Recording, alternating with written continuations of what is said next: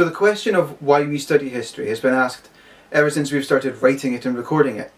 So why do we do history? Is it true, as George Santayana said over 100 years ago, that those who cannot remember the past are condemned to repeat it? And if it is true, what does that mean for history? Is it just some sort of anti-manual for how not to live? Well, to answer that, we're going to be looking at two historians from ancient Greece, Herodotus and Polybius. And I know I said last time we were going to be doing Polybius and Herodotus in this video, but when I was putting the script together, it became a bit too big. So this video is just going to be Herodotus. Polybius is going to be next time. Sorry, Polybius fans. There's got to be one, right? Someone? Though separated by 200 years, these two men would come to typify how the West would use and define history for the next 2000. That is, history as a teacher, predominantly a moral one.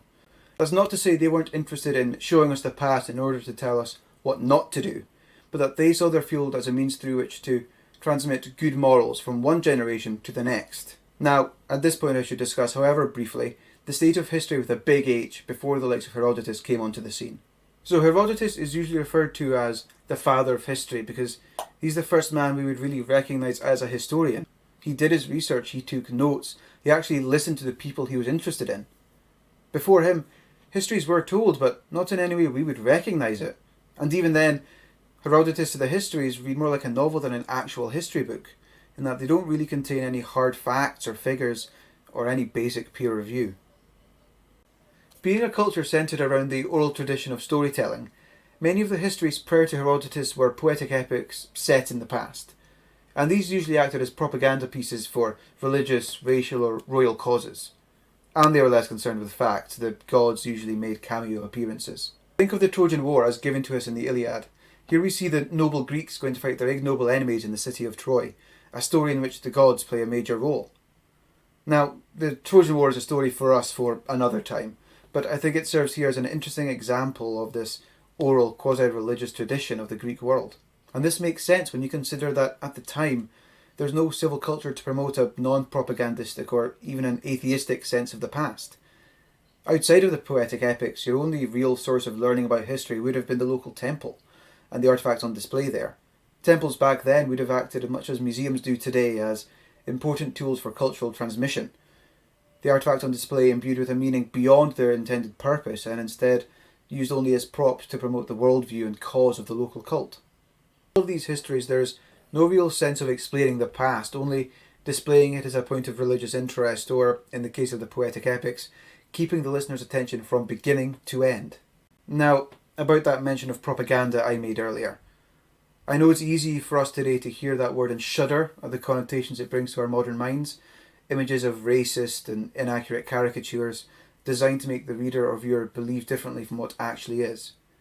And though this would certainly sometimes have been the case, if not usually, in ancient Greece, what I think is important is to consider how the Greeks saw themselves, their world, and their place within it. As a society, the Greeks were divided. The region we know as Greece was, back then, divided into hundreds of independent city-states called polises, all vying for supremacy. With this in mind, we should view Greek historical propaganda not as anything intentionally malicious, but as the self-expression of a people trying to identify themselves and articulate their needs and desires within the wider context of power and dynamics of the age. So, with all that out of the way, we can finally answer our question. What did Herodotus think the point of history was? Well, we don't really know. And that's not just incompetence on my part. It's just that we don't really know an awful lot about Herodotus to begin with.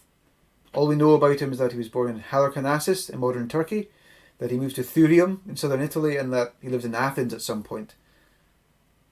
What we do know for certain, though, is that he did write the Histories, a huge book that chronicles the rise of the Persian Empire and their conflict with the Greek peoples in the aptly named Persian Wars. Now, the Persian Wars were recent for Herodotus. He was born probably about 15 years into them, and the wars themselves wouldn't end until he was in his mid-30s. So with all that in mind, was he writing his history so that he could recollect the most dramatic conflict of the age? Most likely. In his opening to the Histories, Herodotus states quite plainly that he compiled his work so that the actions of men may not be effaced by time, not the great and wondrous deeds displayed by both the Greeks and barbarians deprived of renown, and, among the rest, for what cause they waged war upon each other. So that's it then. We have figured out what Herodotus intended the purpose of his history to be. That is the recollection of facts for posterity. That's our job, done and dusted. Or is it? As Croix points out, Herodotus also used his histories to discuss some of the more important philosophical questions of the day. Take, for example, the discussion between Otannes Megabuses and Darius after they conspired to kill the Magi. Here the three debate which mode of government would be best suited to rule the country that would go on to be the Persian Empire. Otannes argues for democracy, the rule of the people. Megabuses argues for oligarchy, where a select few are in control, and Darius for monarchy, with a sole head of state in control of everything. As Croix says, this is the oldest surviving example we have of three different types of governments being debated, not just openly, but competently, with their various benefits and flaws discussed and rebuked. An interesting reflection on Greek society, which was composed of city-states spanning this entire political spectrum. What I think is more interesting when we think of Herodotus' histories as philosophy is how he uses divine retribution against mortals for overstepping their mark or acting rashly for the sake of revenge. Take for example the story of Quanduales, king of Lydia, who falls so in love with his wife that he forces his own bodyguard Gyges to see her naked, and though he does, he is caught and is summoned before her the next day. Because he has brought shame not just on herself but him, she tells him that he has either to be executed or kill the king and take his place as her husband and the new Lydian king. And do you know what he does? That's right, bodyguard Gyges becomes King Gyges. You didn't see that coming? This story highlights Herodotus' thesis that mortals are punished for overstepping their mark, just as Quanduales was for showing off his wife to another man. But as the story goes on, we see the motif of divine retribution brought against mortals, as Gyges is punished for killing his king. Because in order to become legitimized as the king of Lydia, Gyges has to go to the Oracle of Delphi to receive her blessing. And after giving her blessing, she delivers a prophecy that says revenge shall be brought upon his family in the 5th generation. And though he thinks nothing of it, his great-great-great-grandson is killed by the very man sent to protect him. That's right, Gyges the bodyguard, now king, his entire family is ended by a bodyguard. It's like poetry. It rhymes. Yeah, it's like poetry, sort of they rhyme. Every stanza kind of rhymes with the last one. This cycle of divine retribution continues throughout the histories, so much so that towards the end of the book it is easily recognisable by the reader.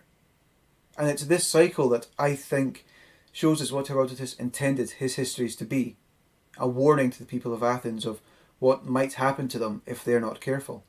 By the end of the Persian Wars, Athens was set up to be the next great superpower of the Greek world. Indeed, after the conflict, it only continued to expand its influence into the Greek archipelago until it was halted by its main rival to the south, Sparta, in the 30-year Peloponnesian War. It could well be, and seems likely, that Herodotus intended his histories to be a warning to Athens of what might happen if they take their imperial growth for granted.